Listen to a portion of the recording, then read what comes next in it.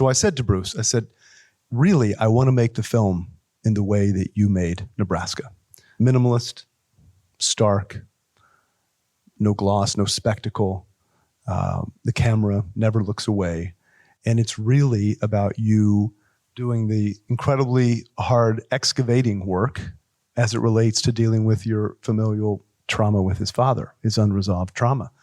And he said, you think we can get that made?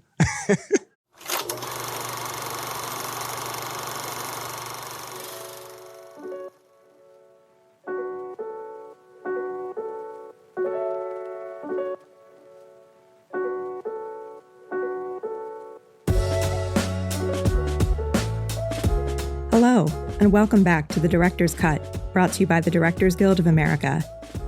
In this episode, the story behind Bruce Springsteen's intensely personal album Nebraska is revealed in director Scott Cooper's musical drama, Springsteen, Deliver Me From Nowhere. The film chronicles the making of Springsteen's 1982 album Nebraska, which emerged as he recorded Born in the USA with the E Street Band.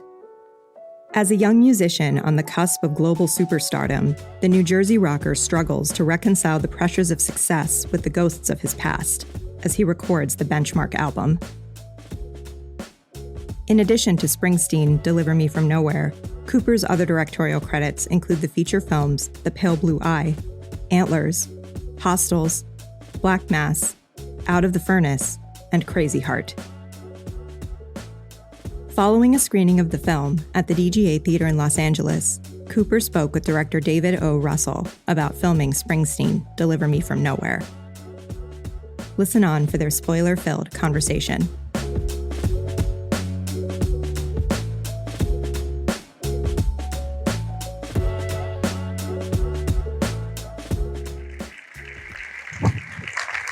Thank you for coming out on a lovely Sunday.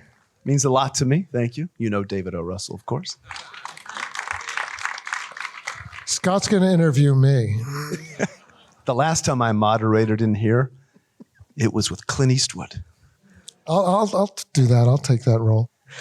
Okay, this is a gorgeous, beautiful movie that I absolutely adore. Yeah. Thank you. Yeah, bravo, mothers. Thank you. Yeah. So, I mean, it's a gorgeous movie. There's so many things to say about it. There's so many. I'm just going to say a couple things. It is as true as Bruce is. It is, and you, which is a very difficult, high difficulty artist task, to be as true as he is as an artist, and to be true. And the performances you got and the evocation of the place, which is not far from where I grew up, which is the whole vibe is so precise. Each performance is so amazingly precise. And the heart and emotion of it are so real. And it's a very real portrait of mental health as well as what artists go through. And everybody in this room knows it's a process that is uneven and unpredictable, and you have to live it. So you're writing Nebraska and Born in the USA at the same time, and during that period, you think they're both going to be one album. And in hindsight, you're like, no way. These are two very different albums. But you don't know that because so you tell us about this. Yeah, it's interesting. You know, people have asked Bruce to make a version of his story since 1986. And of course, he's always said no. Bruce doesn't love the music biopic film. And when I met with Bruce... This is not a biopic. It is not, no. And when I met with Bruce, I said, for me, Bruce, this is really a psychological drama about the art of creation. It just happens to be about you and just happens to have some music. And he said, well, that interests me. And I said, what I also find incredibly unique is that you find a man who defies expectations. He's just come off of the River Tour, which was a sellout. He has #1 hits, and he decides not to continue to follow that. But he goes home, and he really has the courage to look inward and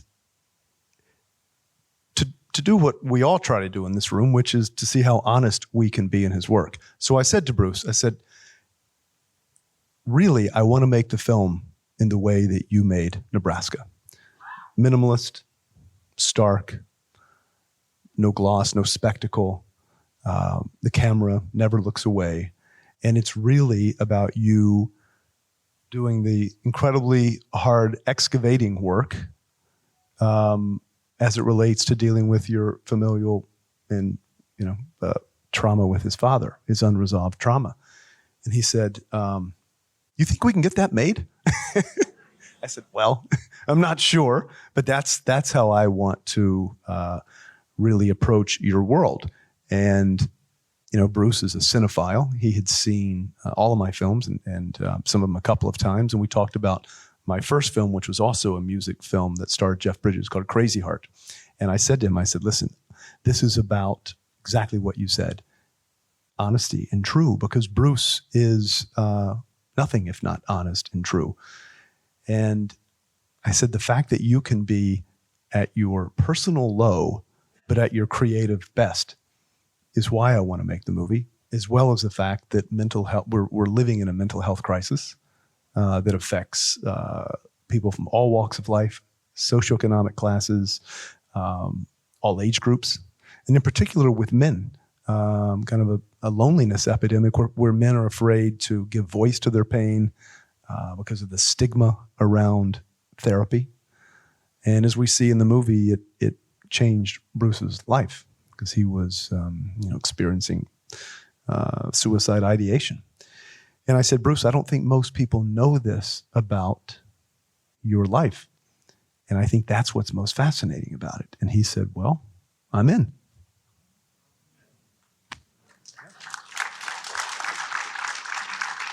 Then we had to sell that. So, of course, I say to the studio, you will hear Born in the USA. You'll hear a version of I'm on Fire. But it's mostly going to be Bruce's worst-selling record, Nebraska. And the truth is, what all of us in this room, and David and I do, is balance, creative risk with commercial considerations. And in particular now, when it's so difficult to get people out to see these kind of films. It's not encouraging, but but it's all I know how to do. So I will do it until they tell me I can no longer make films. This is truly a Scott Cooper movie. Well, it's funny you say that because Bruce said to me when I was writing the script, when I was shooting the movie, and then in particular when we were cutting, he said, you've got to give me a Scott Cooper movie. He said, you don't let the audience off the hook. You don't sand off the edges. And he was like, that's what I expect. There are a few laughs in this one, though, which is not typically found in most of my movies. The most explosive laugh is from Paul Walter Hauser. Oh, yeah.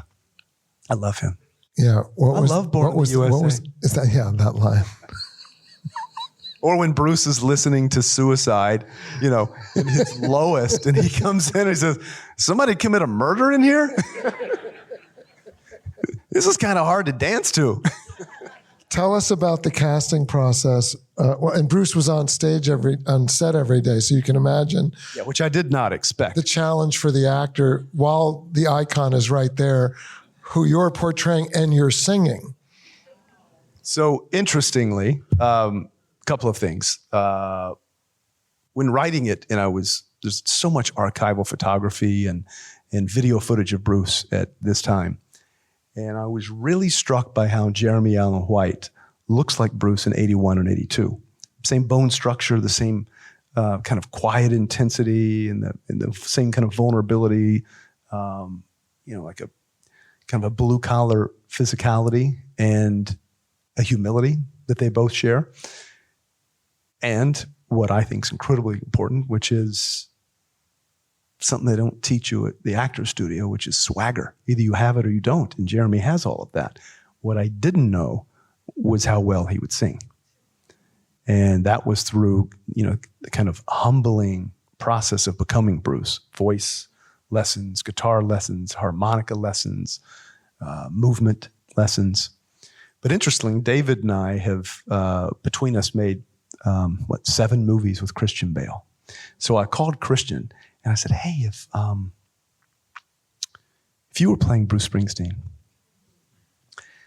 and Bruce Springsteen came to set, how would you feel about that? And Christian said, he's like, well, if he came once or twice, I'd be like, oh, shit, Bruce is here today. He's like, but if he came every day, I would be like, oh, there's Bruce. As it turns out, he came every day. Jeremy Allen White, not Christian in terms of, doesn't have the same amount of experience of Christian. So I think it was hard for him, even though Bruce was not there in any way scrutinizing the process. He literally was there for me as a sounding board, because you can only glean so much from like biographies or autobiographies. I wanted to know what is your state of mind when you're driving down a Colts Neck country road at 92 miles an hour and you're about to turn the car into a tree. What is your state of mind when you've just gotten to Los Angeles, which really that house Bruce lived just up Fairfax at the top of the hill. That's where that takes place, funnily enough. And I said, what was your state of mind when you called John Landau, when you said the nights are getting longer and blacker? Those are the sort of things you can't learn from books or just invention. What's it like when you can't connect to a female partner that you know is good for you? And for whatever reason, until you've dealt with your unresolved trauma, can you really give yourself over to, someone like Patty Scialfa, whom he's married to now? So those are the sort of things that were incredibly important to have Bruce around for, and John Landau, who's played by Jeremy Strong. Let's talk about Jeremy Strong for a moment. Yeah. Well, longtime pal of mine. He was in, although I cut him out, he was in my film Black Mass with Johnny Depp. And what's interesting about Jeremy is we've come accustomed to seeing him as Kendall Roy, or wonderfully as Roy Cohn in the Trump movie, where he plays venal and cold and calculating. But I've known Jeremy to be warm and compassionate. So I wanted to show that side of him, because John Landau has been Bruce's manager since 1973.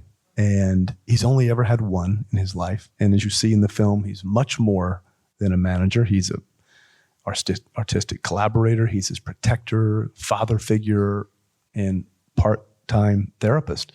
So until he says this requires the work of a professional. Yeah, which by the way, I mean, almost everything in the film is happened, and much of it has never been reported from Bruce or John, which is so incredibly artistically courageous of Bruce to allow me to put that in the movie. Yeah, John was incredibly worried. He said, that's why the lines in the film, he said, Bruce, I can no longer help you. You need help, professional help. And that was probably the darkest moment of Bruce's life to that point. And John was so concerned that the line, don't do anything until you hear from me, happened. And John gave me that line. Of course, the next day, he takes Bruce to therapy, or he arranges for Bruce to go to therapy. And exactly as you see in the film happened, Bruce walks in and sits down and just starts crying. And he's been in therapy very publicly ever since, and said to me that it saved his life, obviously. And it was that scene, and then the scene which also happened here in Los Angeles, where he plays a benefit show. He goes backstage, and he sees his father in his dressing room. Bruce is 32 years old and sweating, and his dad, played by Stephen Graham, says, come sit on my lap. Yeah, and Bruce said, it was awkward. It was kind of maybe funny. He's like, but in the end, it was, the only time that I ever really embraced him. And he never once told me he loved me. Oh my God. Yeah. Oh my God. That was as close as it got in that particular scene. Tell us about Faye. So Faye is the only invention in the film. An invention only in the sense that, as Bruce said to me, I wasn't a monk during this period. A couple of women, he said, but I could never connect. He said, just when I thought it was going incredibly well, I was falling in love. This particular woman represents everything that I want in a partner. And in today's parlance, we call it ghosting. He said, I would just stop calling. I wouldn't take her calls. And he said, it's something that is one of my deepest flaws. And he said, and it wasn't until I really got into therapy and understood why I couldn't commit to someone. So the actress who plays Faye is from Australia, Odessa Young. Her father plays in a Bruce Springsteen cover band. She wrote me this beautiful note, sent it to Francine Maisler, my casting director. And, it's a big part. A lot of young actresses in town wanted to play that part. So I said, look, let's have her read and I'll meet with her. And I was just completely blown away because I'd always envisioned this character of Faye as almost like a young Debbie Harry, someone that feels like you could easily see her down on the boardwalk in Asbury Park. A true Jersey girl. Yeah. Debbie Harry being a Jersey girl. Yeah, with great musical tastes. Lou Reed and Debbie Harry and Patti Smith. And I wanted her to represent everything Bruce should want in a relationship, yet not be able to give himself over to. I'm happy to say that Bruce has now seen the movie 12 times. I think John Landau 11. They're going to see it Wednesday night here at our premiere. It's such a great feeling because Bruce is such an exacting artist, and very, very self-critical, which I imagine extends over to people who make movies about him. So I was so pleasantly surprised and of course, incredibly anxious and intimidated when I first screened the film for Bruce. Bruce is known to say to John Landau when they have an entire album mixed and mastered except the very last song, where Bruce would say to John, give me a couple of days. I think I can get this song better. Cut to 1 year later. So you can imagine when I showed Bruce the first cut, or my final cut, I was like, oh, Jesus. This can either go terribly or somewhat well. And I'm pacing outside the theater in New York City because he asked me to watch it with him. I was like, no way, no, not a chance. And he comes out of the screening room and visibly moved. He was crying and he kissed me on the cheek and he hugged me and he said, what a gift for my family. It's better than I could have ever hoped. All right.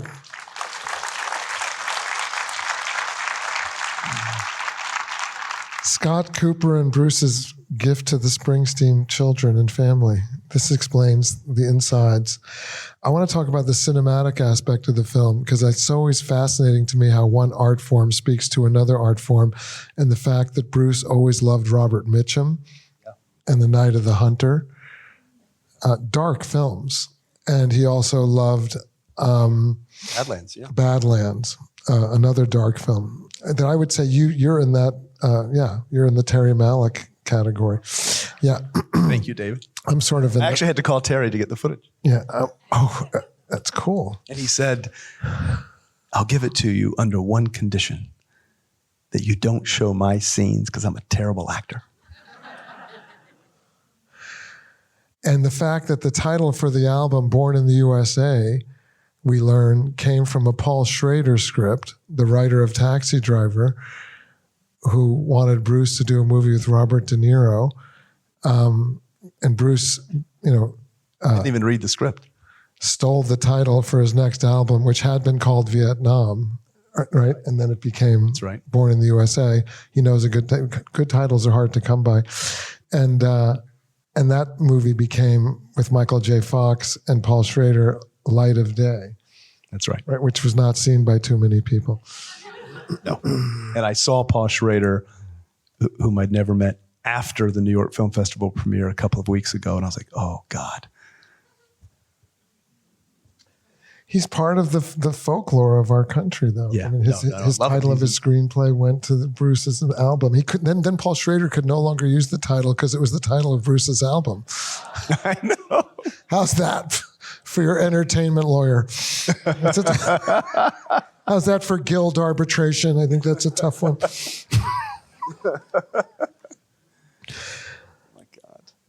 Yeah, I mean, the songs are just so amazing and beautiful. And I remember the boom box. I had a boom box, and I would tape off the radio. I taped the album off the radio. And Nebraska. and I'd walk around playing it on my boom box everywhere. And I remember I had that playing on my boom box when I went into the corner store of my hometown, and I heard playing for the first time Dancing in the Dark.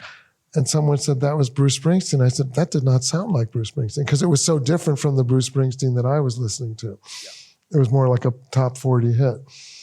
Yeah, well, this my introduction to Bruce Springsteen was through my father, who kind of shaped all my early musical worldview. Nebraska. And he played it for you? Yeah, he played the entire album because he'd introduced me to like Hank Williams and Johnny Cash and a lot of jazz and classical and some opera.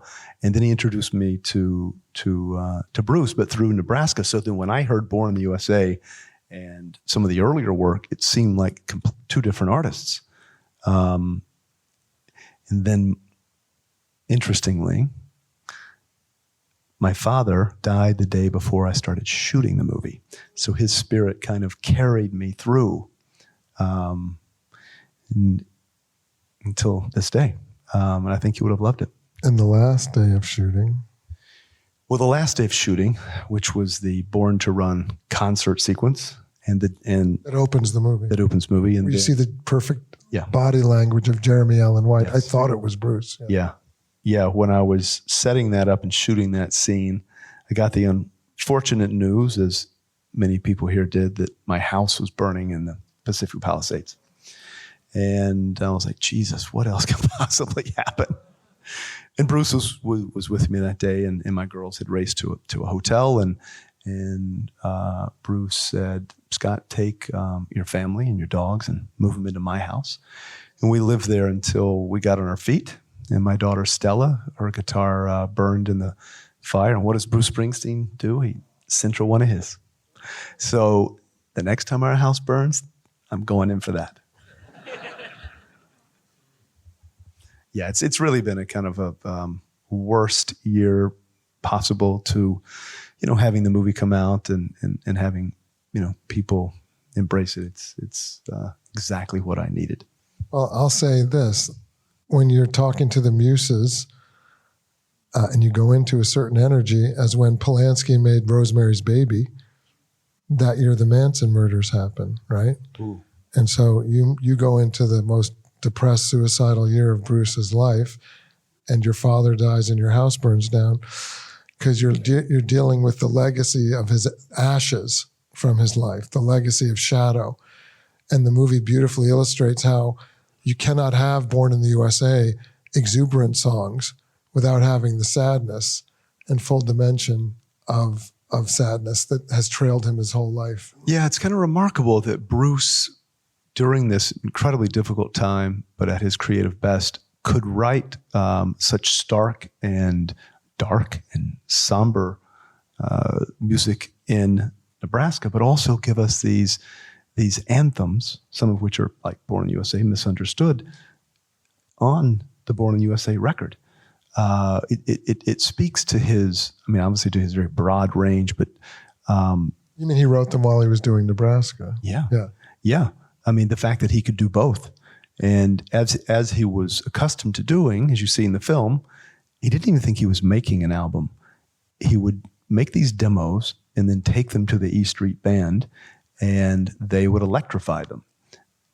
But that's not what he wanted with Nebraska, which is why at the very end of the film, I include the electric version of Atlantic City as he's walking away from camera, because he says to John Landau out in front of the power station, he says, John, listen to what they're doing, meaning the E Street Band. And we're not getting it. It's making me nauseous. Well, they got it. And that particular version was from 2000 at Madison Square Garden. And it's the only time that we really hear Bruce singing. That's not Jeremy Allen White at the very end. That's Bruce Springsteen. Really about a man walking forward. Obviously, he has a lot of healing to do, but that his future of communing with us with the E Street Band is just around the corner. That's why I chose to use that particular song. But kind of shocking that he would be able to give us these songs, Nebraska, while also writing Born in the USA. And as you see, Nebraska is his worst-selling album. And that scene with David Krumholtz, the record executive, who thinks, Jesus Christ, this is what I'm getting from Bruce Springsteen for the rest of his career? Well, 2 years later, it sold 30 million albums. That's why they should stick with us. Take a long view. Well, as Bruce says in the diner to John Landau, once they've mastered the sound, he says, whatever you do, don't let them make it something it isn't. And that's something that you and I and everybody else and your directors have to deal with when you make a film. There's so many beautiful lines and beautiful moments in the movie. I especially love when John Landau, Bruce says, I'm just looking for something real. And all the noise. Yeah. And all the noise. And he says, don't push it. Let it come to you. Well, that's what's amazing about John Landau. John Landau famously was the first rock critic at Rolling Stone. He was a movie critic. He was married to Janet Maslin from the New York Times. And he protected Bruce's artistic intuition from that moment until when he played last night at the Academy Gala. John Landau is always there at soundcheck, making certain that everything is exactly the way Bruce Springsteen wants it, which is why I wrote those lines in the scene with the record executive where he says, in this office, in my office, we believe in Bruce Springsteen. Even when he's giving him a record that he says, I can't play this. John, there's no radio edits here. Who's this album even for? As it turns out, it's, in my estimation, a masterpiece. Yes, it is. And I love the line when Jimmy Iovine is on the phone. That's the actual Jimmy Iovine. Yes, I thought so. I thought so. You can't get anybody to voice Jimmy Iovine. And if you've watched The Making of Darkness on the Edge of Town, which is a great documentary called Fabulous. The Promise, where Bruce, because he couldn't record because of the conflict with with Mike Appel. Yeah, his first manager before John Landau. He, at the height of his fame, he couldn't record. So instead of having 10 songs in an album, which the band was used to, he went into a house in New Jersey and recorded 72 songs. And the interviews with the band are kind of traumatized. They go like, well, that whole period is kind of a blur to me. I can't, because they just would record round the clock. It's like if you never stopped a director from editing their movie. And Jimmy Iovine in that movie couldn't handle it anymore. And as Bruce says in that movie, Jimmy Iovine lost his mojo and left the recording, left the album, Darkness on the Edge of Town. And it's hilarious that Jimmy Iovine's on the phone going, release a folk album? That's insane. Yes. Yeah. No, I think a lot of people thought it was a fool's errand for Bruce to release Nebraska. No singles, no tour, no press. No picture on the album. Face not even on the album cover. He said, I don't even know how to speak about this album. I just have to put it out. And it went to number 3. And then he got the help he needed. He finished Born in the USA, that album, with all of those songs. And, I think the rest is history. Thank you, Scott Cooper. Thank you, Bruce Springsteen. Thank you, DGA. Thank you. Thank you all so much. Beautiful film. Thanks for listening to another DGA Q&A. The Director's Cut is available wherever you listen to podcasts. And please share, subscribe, rate, and review. We'd love to hear your feedback, and you can help fellow film buffs find the show. Thanks again for listening, and we'll see you next time. This podcast is produced by the Directors Guild of America.